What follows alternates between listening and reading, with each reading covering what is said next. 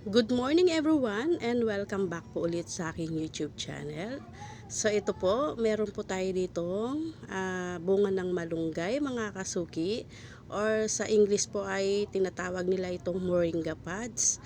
At ituturo ko po sa inyo paano magbalat ng ating recipe for today.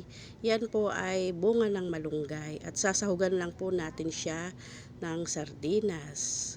So ayan mga kasuki, ganito lang po ang pagbalat niyan. Napakasimple lang po. Masarap na gulay po ito at masustansya. Ayan, ganyan lang po yung pagbalat ng ating bunga ng malunggay.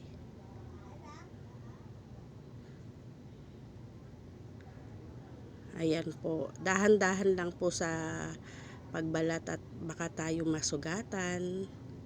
At maraming salamat na rin po sa aking mga solid subscriber, sa mga silent viewer, at sa mga new subscriber. Maraming salamat po sa support. At ayan po, nakaisa na tayo. So, ganun din po sa susunod na pagbalat. Ayan. Hanggang sa matapos po na balatan yung lahat ng ating moringa pods.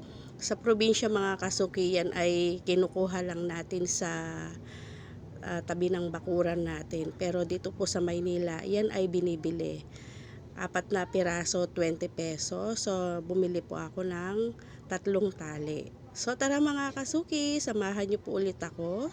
Magluluto po ako ngayon ng moringa pods or bunga ng malunggay.